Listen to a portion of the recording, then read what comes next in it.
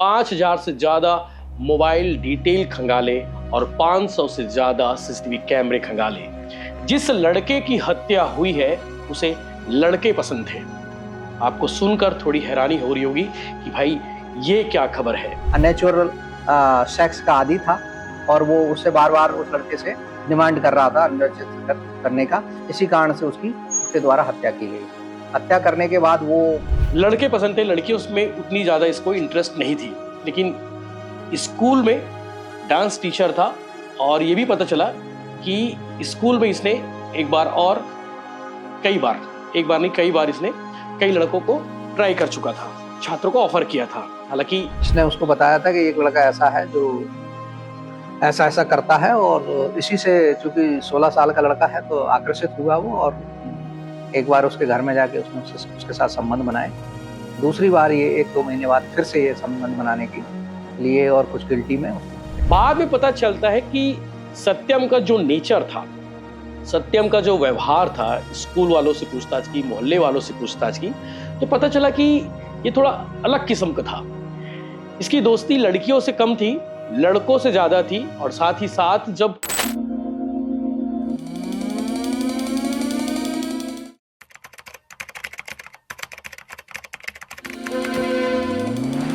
नमस्कार, जय जोहार, जय छत्तीसगढ़। मैं यशवंत साहू और आप देखना शुरू कर चुके हैं भिलाई टाइम्स। और अभी जो स्टोरी आपको बताने वाला हूं, जो खबर आपको बताने वाला हूं, ये कवर्धा जिले की खबर है। 50 दिन से ज्यादा का वक्त लगा लिया पुलिस ने इस केस को सॉल्व करने के लिए।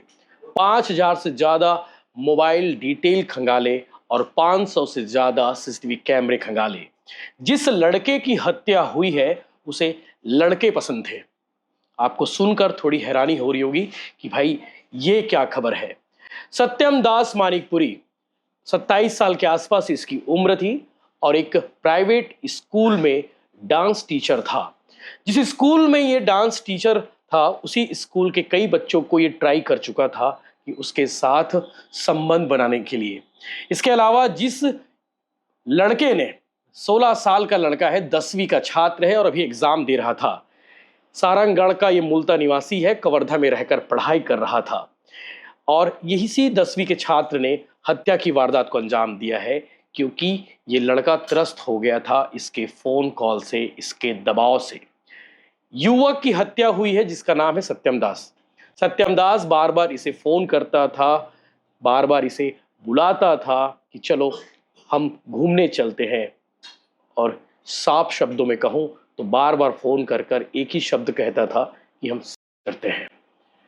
केस थोड़ा पेचीदा है, बताना भी जरूरी है कि ऐसा भी मामला छत्तीसगढ़ में सामने आया है जो आपको जानना चाहिए और ऐसी स्टोरी से, ऐसी खबरों से आपको सबक भी लेना चाहिए। 17 जनवरी की सुबह लाश मिलती है, 16 जनवरी की शाम को मर्डर होता है और सुबह लाश मिलती है अगली सुबह। पुलिस जांच के लिए पहुंचती है। कवर्धा के लालपुर नर्सरी इलाके की घटना है। जब पुलिस मौके पर पहुंची तो कुछ भी नहीं था मौके पर, सिर्फ शव था। जैसे कि गांव वालों ने फोन करके बताया कि साहब एक लाश मिली है और उसके बाद जांच शुरू होती है, फॉरेंसिक टीम पहुंचती है, आला अधिकारी पहुंचते हैं, डॉग स्क्वाड पहुंचती है। लेकिन कुछ भी पता नहीं चल पा रहा था क्योंकि सुराग के तौर पर वहां पर सिर्फ और सिर्फ एक चाकू था धारदार जिसे पुलिस ने बरामद किया। उसके बाद से ये केस एकदम ब्लाइंड था। और ब्लाइंड मर्डर केस के मामले में आपको बता दूं कि कवर्धा पुलिस का दावा है कि पिछले एक साल में 17-18 ब्लाइंड मर्डर केस का खुलासा पुलिस कर चुकी है। तो हर केस पुलिस के लिए चुनौती होती है, तो ये केस भी चुनौतियों से कम नहीं थी। पुलिस जांच करती रही, पता करती रही कि आखिर सत्यम की हत्या कौन कर सकता है, हत्यारा कौन हो सकता है। इसके कॉल डिटेल खंगाले गए। कॉल डिटेल में बहुत लोगों से बातचीत करता था, उन लोगों से पूछताछ की। हत्या के एंगल जो है हर एंगल से इन्होंने किया कि कहीं कोई पारिवारिक केस तो नहीं था, कोई स्कूल का मैटर तो नहीं था, कहीं दोस्ती यारी वाला मैटर तो नहीं था। बाद में पता चलता है कि सत्यम का जो नेचर था, सत्यम का जो व्यवहार था, स्कूल वालों से पूछताछ की, मोहल्ले वालों से पूछताछ की तो पता चला कि ये थोड़ा अलग किस्म का था।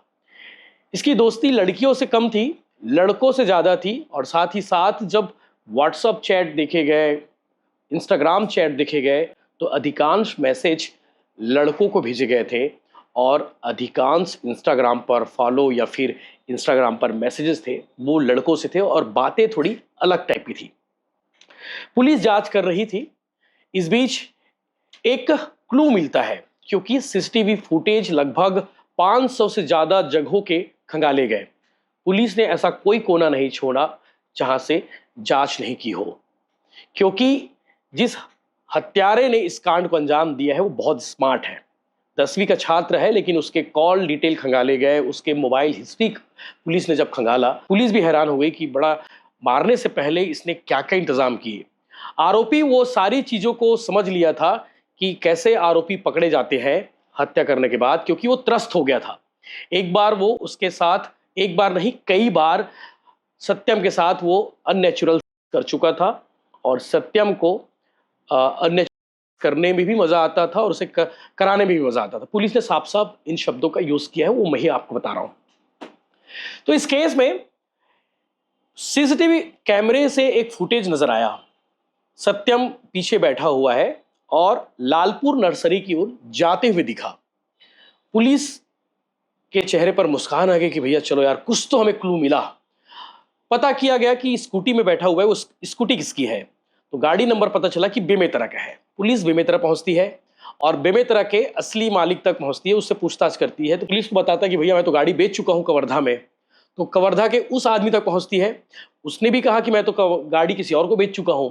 तो जिस आरोपी ने इस गाड़ी को यूज किया है, यानी कि हत्यारे ने इस गाड़ी को यूज किया है, वो चौथे नंबर का मालिक है गाड़ी का। ऐसे करते करते एक एक करके वो आरोपी तक पहुंची। 10वीं का छात्र है, 16 साल उसकी उम्र है, नाम नहीं बता सकता, तस्वीर हम नहीं दिखा सकते सुप्रीम कोर्ट की गाइडलाइन के मुताबिक। पुलिस वहां तक पहुंच गई। ये भी इस बीच 50 दिन का वक्त लग चुका था। लोग कह रहे थे कि पुलिस ने इस केस को ठंडे बस्ते में डाल दिया और पुलिस इस केस को सॉल्व नहीं कर पा रही है। आरोपी से पूछताछ शुरू हुई। शुरू के 1 घंटे 2 घंटे वो कहानी गढ़ने लगा कि साहब मैं इसको नहीं जानता हूं, इसका मेरा कोई कनेक्शन नहीं है, दूर दूर तक कोई कनेक्शन नहीं है। लेकिन उससे पहले पुलिस इस 10वीं के छात्र के दोस्त को पकड़ चुकी थी और उससे भी पूछताछ की थी और उसने इसका जिक्र किया था। तो इसने बताया कि साहब मेरा कोई कनेक्शन नहीं है, वो कहानी घुमाने लगा। लेकिन पुलिस ने जब सख्ती से पूछताछ की, कुछ टेक्निकल ट्रिक्स होते हैं पुलिस की जांच करने के, उन सारी चीज़ों को यूज़ किया, क्रॉस कनेक्शन किए, क्रॉस सवाल किए, साथ ही साथ एक इमोशनल भी सवाल होता है। पुलिस का आजकल नया ट्रिक है इमोशनल करने का। तो इन सारे ट्रिक्स को यूज़ किया, एंगल्स को यूज़ किया, तब पता इसने बताया कि हाँ साहब मैं सत्यम से परेशान हो चुका था। लड़के ने बताया कहानी कि मैं सत्यम से परेशान हो चुका था। एक बार उसके घर गया था मेरे दोस्त के कहने पर, और उसके घर गया और घर जाने के बाद हमने किया, लड़के ने बताया। और उसके बाद फिर 2-3 बार और मिले, 2-3 बार भी संबंध बने और उसके बाद फिर से ये बार बार फ़ोन करने लगा सत्यम कि हम मिलते हैं, हम बात करते हैं। और इनकी बातचीत हमेशा, लड़का इतना होशियार है कि मर्डर के दिन अपनी स्कूटी को उन इलाकों में लेकर नहीं गया जहां कैमरे ही नहीं लगे हैं, लेकिन हर आरोपी कोई ना कोई सुराग छोड़ जाता है। तो इस केस में इसने एक जगह छोड़ दिया था। उसने बताया कि साहब हमारी बातचीत अक्सर व्हाट्सएप कॉलिंग पर होती थी और मैसेजेस जो भी होते थे मैं डिलीट कर देता था ताकि कोई सुराग ना छोड़ पाऊँ। तो पुलिस ने पूछा कि भाई तूने मार क्यों दिया। तो उसने कहा कि साहब एकदम मैं परेशान हो गया था, त्रस्त हो गया था, आए दिन फ़ोन आता था उसी चीज़ों के लिए और यही कहता था कि आज मिलना है, आज रात को मिलना है। और इसी बात को लेकर वो इतना ज़्यादा त्रस्त हुआ कि उसने हत्या की प्लानिंग की और हत्या करने से पहले उन सारी बातों का ध्यान रखा कि पुलिस उसे पकड़ ना सके। और इसीलिए पुलिस को इस केस में 50 दिन से ज़्यादा का वक्त लग गया, लगभग 2 महीने का वक्त लगा।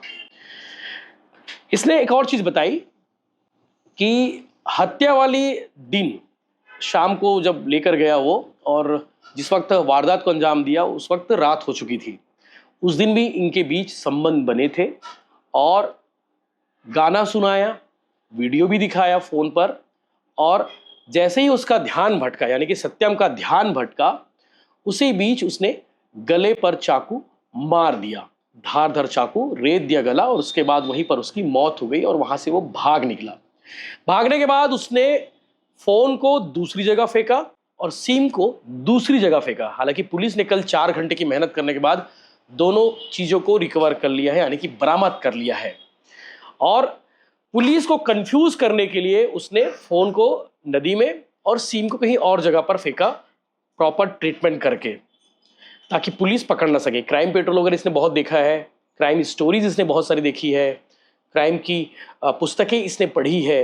10वीं का छात्र है, सारंगढ़ इसका मूल घर है, यहाँ पढ़ने के लिए कवर्धा आया हुआ था। तो केस थोड़ा अजीब है और पुलिस ने ये जानकारी जुटाई कि लड़का जो है जिसकी हत्या हुई है, सत्यम दास, इसे लड़के पसंद थे, लड़की उसमें उतनी ज़्यादा इसको इंटरेस्ट नहीं थी, लेकिन स्कूल में डांस टीचर था और ये भी पता चला कि स्कूल में इसने एक बार और कई बार, एक बार नहीं कई बार इसने कई लड़कों को ट्राई कर चुका था, छात्रों को ऑफर किया था। हालांकि आगे इस मसले पर एसपी धर्मेंद्र सिंह ने क्या कुछ जानकारी दी है, चूंकि आज खुलासा हुआ और प्रेस कॉन्फ्रेंस करके इस बारे में पुलिस ने जानकारी शेयर की है। इस केस में कवर्धा एसपी धर्मेंद्र सिंह के निर्देशन में एक टीम बनी थी। Additional SP Pushpendra Baghel, additional SP Amit Patel, SDOP Bodla Akhilesh Kaushik, DSP Krishna Kumar Chandrakar और डीएसपी आशीष शुक्ला, इनके नेतृत्व में एक टीम बनी थी और जिन्होंने हर एंगल से जांच की और 50 दिनों से ज्यादा का वक्त भले लग गया, लेकिन केस सॉल्व हो गया। 17 जनवरी को एक युवक सत्यम मानिकपुरी की हत्या हुई थी। उस हत्या में आरोपी अज्ञात थे, चाकू मार के गर्दन पे हत्या की गई थी। तो इस संबंध में हमारी साइबर टीम ने लगातार टेक्निकल एविडेंस इकट्ठे किए, जिसमें प्रमुख रूप से साइबर टीम प्रभारी महेश प्रधान इनके और इनकी टीम के द्वारा टावर डंप इकट्ठे किए गए। उसके आधार पर टेक्निकल पे एक क्लू मिला था, जिसमें हमारे द्वारा एक नाबालिग व्यक्ति लड़के को गिरफ्तार किया गया है। उसने अपना जुर्म भी स्वीकार लिया है और ये जो हत्या का मुख्य कारण रहा है कि वो अननेचुरल सेक्स का आदी था और वो उससे बार बार उस लड़के से डिमांड कर रहा था अनरचित करने का। इसी कारण से उसके द्वारा हत्या की गई थी।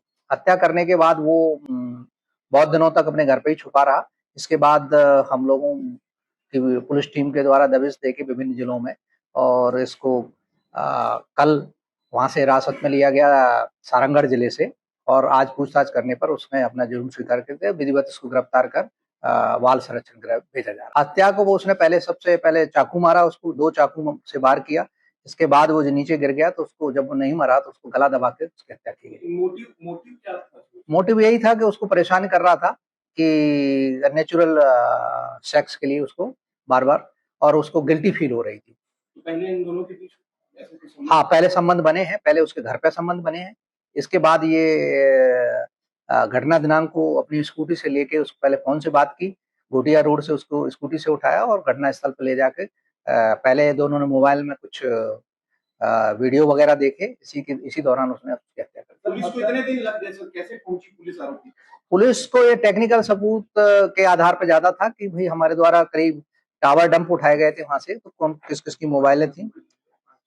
इसमें करीब करीब 5,000 मोबाइलों के डाटा खंगाले गए। उसमें से एक मोबाइल इस व्यक्ति का पाया गया और उसी के आधार पर इन लोगों ने 5,000 से अधिक लोग सीसीटीवी के 500 से अधिक सीसीटीवी कैमरा के सीसीटीवी कैमरा में भी ये व्यक्ति उस मृतक को अपनी स्कूटी पे बिठाकर ले जाते दिख रहा है। सर जो है कितना चुनौती भरा रहा इसको? ये चूंकि ये बहुत चुनौतीपूर्ण था, अज्ञात मर्डर था और चूंकि शहर के बीचों बीच हुआ था तो इससे लोगों में दहशत थी और इसी कारण से पुलिस ने इसको प्राथमिकता पर लेते हुए इस आरोपी को गिरफ्तार किया। 17 जनवरी को एक व्यक्ति की हत्या हुई थी जिनका नाम सत्यम मानिकपुरी था और अज्ञात व्यक्ति द्वारा चाकू मार के उनकी हत्या की थी। सब मिला था, सबको पोस्टमार्टम करा के हमारे द्वारा जो भी टेक्निकल साक्ष्य थे वहाँ उनको खंगाला गया।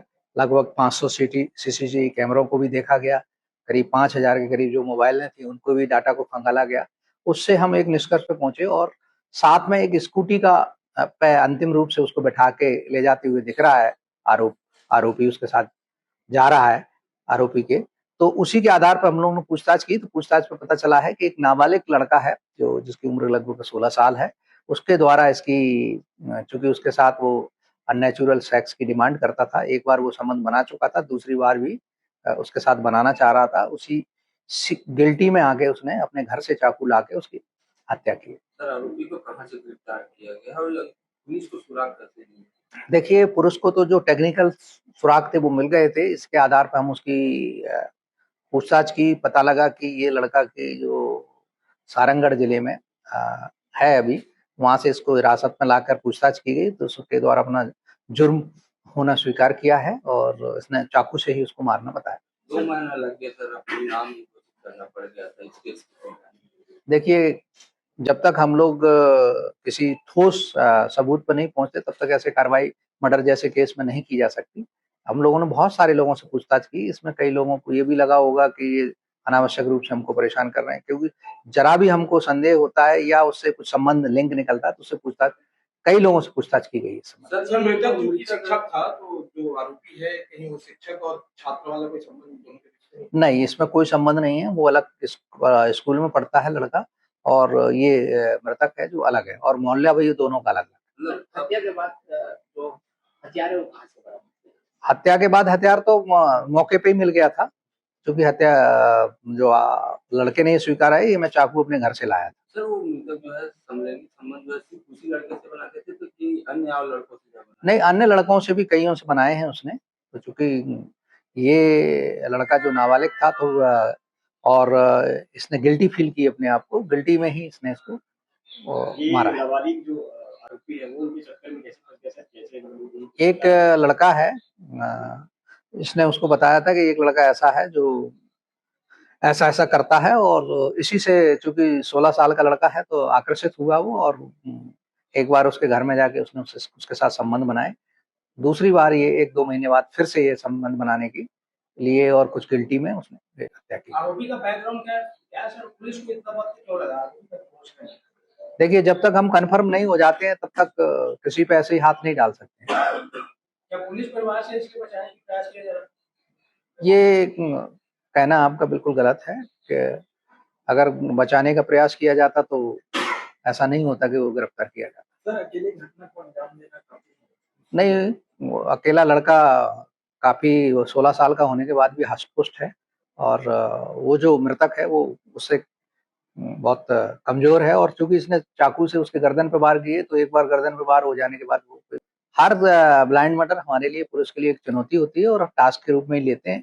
इसी दौरान हमारे द्वारा लगभग 17 पिछले 1-1.5 साल में 17 ब्लाइंड मर्डरों को डिटेक्ट किया है। कितनी राहत और भरी ये खुलासा है पुलिस वालों के लिए? हर चीज, एक बार अगर कोई चीज घटना होती है और उसके बाद कुछ पकड़ा जाता है तो मैं अपनी टीम को भी बधाई देता हूं, और मुझे भी ये राहत मिली, हमारे अधिकारियों को भी राहत मिली कि भाई ये खुलासा होना था, हो गया।